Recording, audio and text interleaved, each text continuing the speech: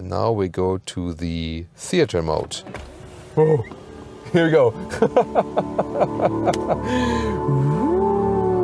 Oh my gosh. Are you ready for BMW's new interpretation of pure luxury? Here it is, the all-new BMW i7, which also marks the birth of the new generation overall of the BMW 7 Series.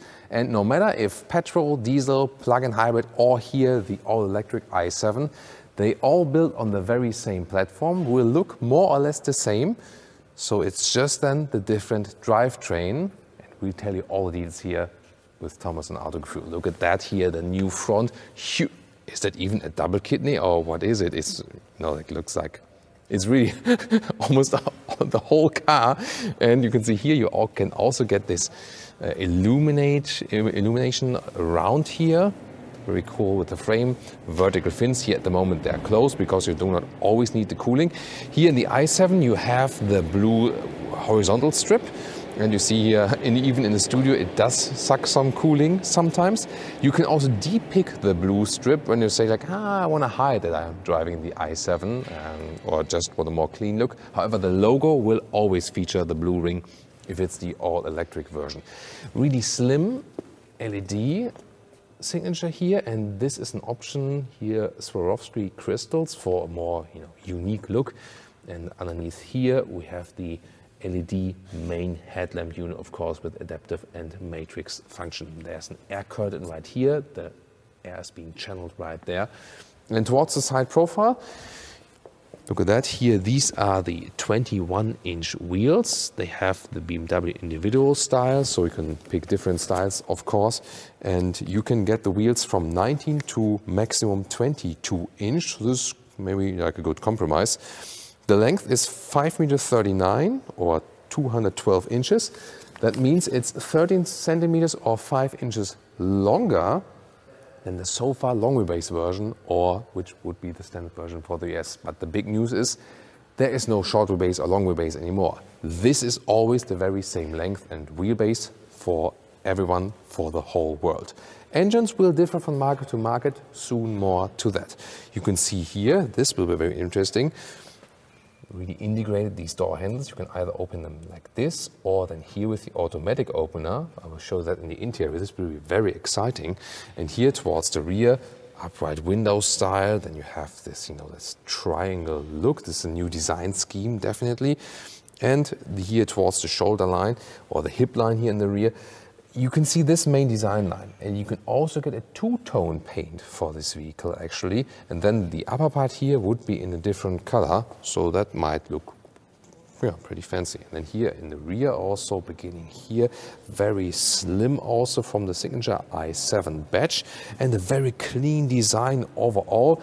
Also in the rear part, once again the blue accentuations, and only the 8-cylinder, actually 8-cylinder petrol, will get real exhaust tips. Then anything else is then underneath, the visible exhaust tips.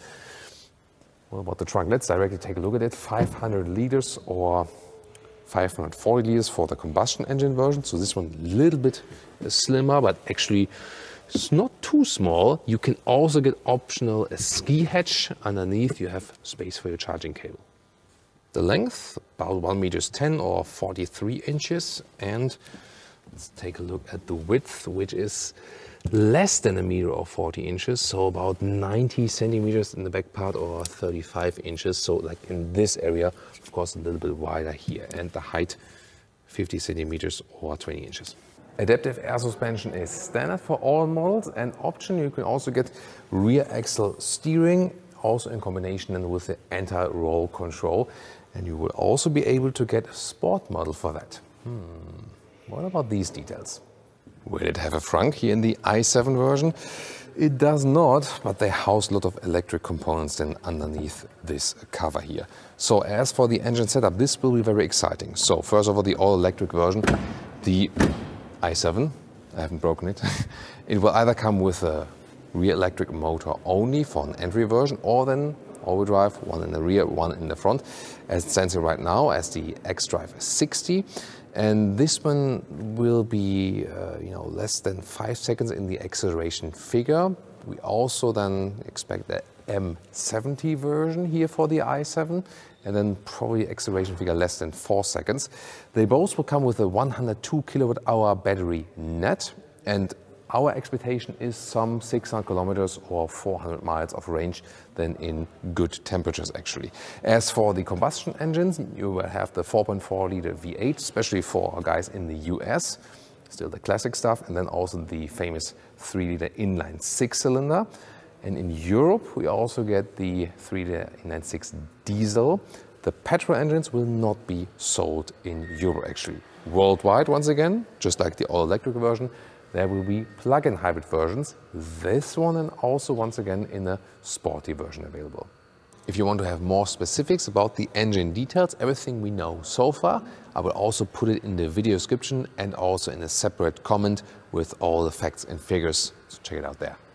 Charging with maximum 200 kilowatt DC, and they promise some 180 kilometers or 112 miles in 10 minutes recharging by that. And they also use preconditioning of the battery. And it also does come with a heat pump. Yeah, that's an advantage if you compare it to the Mercedes EQS. This is the car key with this split. Like this is quite elegant, but yeah, high-gloss piano like I use, don't like it that much. Then the door handles, once again, either like this, more the manual way, and you also have here the soft close, like this. And then there's this new feature as an option. You can press it here, and then the car checks, is there someone? No, there's no one, and then it opens automatically like this. And here we can see there's a split, slick surface in the top part, fabric surface in the lower part. Here is also the Bowers wig and sound system, so all belongs to that. Yet again, a lot of black piano lacquer use, and this then the door release. And here, new steering wheel in an iX style with asymmetric form, so to speak, flat bottom.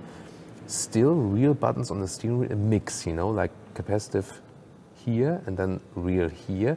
Same on the other side. And then we also have a matte open cell wood, that's beautiful. And we have these backlit areas here. Different colors. You can also have some animations on there. As for seating, there are 2 different seat forms available. They don't differ so much visually, but it's a little bit different in the adjustment, so to speak. Here you can see this is still animal skin. This is wool with cashmere wool share, so this is not an animal-free seat at all. But the fabric look is actually quite cool. They could also have achieved the same thing without animal. However, base would be the so-called new Viganza material, and that is actually an animal-free seating then in 4 different colors. And this will be actually standard on all markets. Look at this new cockpit. This is really, yeah, wow, quite sophisticated. Here, open cell wood, nice. Then 12.3 inch left, 14.9 inch on the right.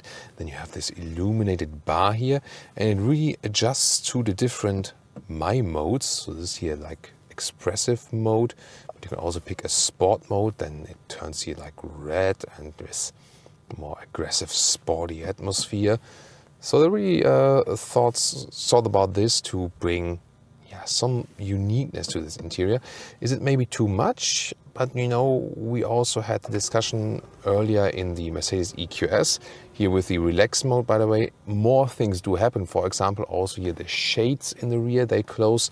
So it can be that not only the color does change, but more stuff. So for example, with expressive, everything opens again. Also here, this, you know, the color, the shade, nice microfiber, by the way. It is here, like the cassette for the shade is in the front, that you have more headroom in the rear. Soon going to show you that. And you already saw, what's that? You already seen the preview of the screen. Zoom more to that in the rear. Here, the steering wheel, once again, the perspective from here. Here I change also something in the digital instruments when it's working. This early pre-production model. A little bit I can show you here. Content. There's no camera there yet, but you know, we can switch the view a little bit here. Head-up display is also available. Soon taking a look at that. Picking up the phone right here. Well, what do you think about this new color screen or color bar? Here, by the way, you can open or close the vents with hashtag capacitive BS. Not a fan of that. But then, like where the vents are coming from, this is like a manual control in the lower part. Here, top part is inductive charging pad. It seems to be like an opening for cooling as well. And then here, cup holders are adaptive. And here you have this crystalline control lever, in this trim at least. So you can still control that while driving. Don't have to use touchscreen all the way. And here is then the shifting lever. My mode control, I've shown you some of the My modes already. And still this, you know, more or less manual volume jog. Then here perforation. The Viganza material, by the way, the animal-free interior will also be perforated like this, will look like this actually. Open this here in the split, more space underneath, 2 USB-C chargers. Of course, the infotainment system is more than My modes. Here, this is then the normal car inbuilt map. And also inbuilt is this climate unit, no real climate knobs available. But for a screen solution, at least it's always right there and it stays there, and it's also not that small. There is also this main menu available either like this, or then you have this app view, but it's a little bit too much, isn't it? It will, by the way, also feature YouTube connectivity, and also level 3 autonomous driving is actually prepared for that already and to be introduced at a later stage. And here, of course, you can then enter Autogefühl, and it's Autogefühl BMW iX, it's suggesting. Of course, a fitting vehicle for that now. And then you can check out here our iX review as well, for example. Well, we need the ads to be able to produce videos like this, so I hope you also sometimes watch them, and then we also get our money at some point. And always remember to hit the like button. This car doesn't have a YouTube account. Come on, i7, why don't you have a YouTube account yet, right? So this will be then the YouTube watching here. If you can make that also, hit the subscribe button please as well. If we can somehow make that, you know, like a full screen, there we go. Yeah, it's a little bit bigger now. Now, there we go. Okay, now we skip the second ad. No, I'm just not encouraging you to skip ads. So here we go now. Well, this is interesting, right? At least working while stationary. Of course, the web connection is not the best here in our studio, but looks quite fancy, doesn't it? Oh, that's even better. Nice. So this will be also featured. Oh, I'm scratching the... You need to check out this video, it's really cool. So once again, back here to this app view. They have split a little bit here, infotainment apps, for example, and also in vehicle apps, so you can get along a little bit better. But I think OS 7 had a little bit better overview, didn't it? Automatic opening of door or closing of the door from the inside is, by the way, here in this touch area. And then there we go, door opens. In Homer Simpson style, door closes, door opens, door closes, door opens, door closes. And finally, I also have the Apple CarPlay connected. That took a while this time though. Wow, what an integration all the way over the screen. Now OS 8 also features here the Android Auto if you don't have Apple devices. And sound system here, Bowers & Wilkins. Very fine-tuned sound, just subtle in the nuances. Wow, really great. I can recommend the system.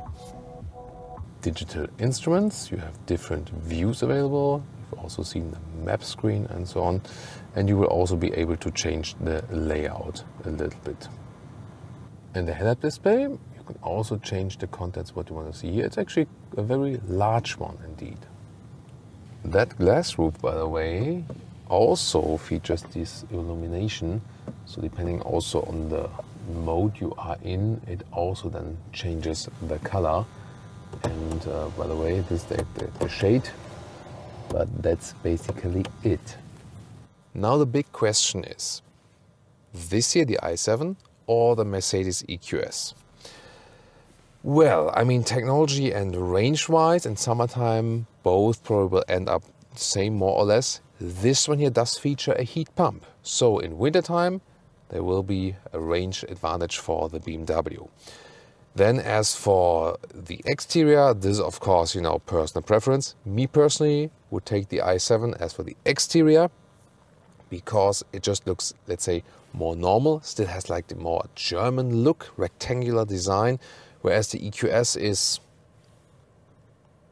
okay, You know what I mean. So, and then on the interior, the thing is the EQS also has this really fancy ambient lighting, for example, also has a lot of unique features. However, one big difference is the animal-free seats are standard here in the BMW. That's a good thing. They also will offer an even softer service than we know before. And also BMW projects that customers, like actually most of the customers, will go for the standard Veganza seats because the surface is so convincing actually, and available in the 4 colors. Steering wheel material is not yet available in an animal-free style, however, they have to work on that. But then from the whole interior concept, here you also have a lot of things that are kind of like fancy, and maybe some say, that's maybe already too much or something. Is it? I don't know. But from the, from the cockpit layout, how you hold and touch the steering wheel, how the instruments are being oriented and so on, this here, let's say it feels a little bit more old school in comparison to the EQS, because here you also have the rather, strong high hood, for example. So although this one is with equipment with more fancy stuff, it kind of feels still more driver focused than the EQS does. The EQS more like this future glider, and here this combination of Scandinavian living room, but at the same time still ready to be a driving machine. So without having driven it, from what I've seen so far, at this moment I lean a little bit more towards the i7. What do you think? Getting a lot of light here at the moment, right? But I'm shining at least once. So, but what about the rear when you also compare like the EQS and the i7 here? I was waiting for Jonas to step away. Maybe. One more time. So, let's see. And now? There we go. And interior, this will be your control central. So yeah, it does also collect a lot of fingerprints, of course, and it will work basically like a smartphone. You swipe it up like this, and then you can control all the things, also seat related and so on. Zoom more details to that. First look here at the rear of the interior. Also once again with this, wool fabric combination and more skin, but this one again also will be available in different trims. High floor mats. Really cool, and you see it looks quite spacious. Now as a seat as I would be driving, this is ample of space here, no problem at all, really cool. And headroom wise, interesting, also a lot of headroom with the 1.86 or 6'1", because once again that cassette for the panoramic roof is hidden in the front and not in the rear anymore, so that's actually a cool idea. Here you can see once again a glimpse of that panoramic screen. We will soon fold that down. Look forward to that.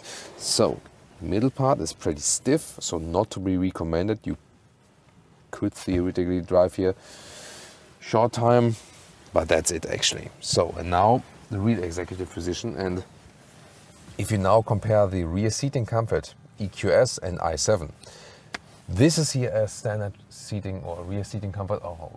The soft cushions here as well, nice.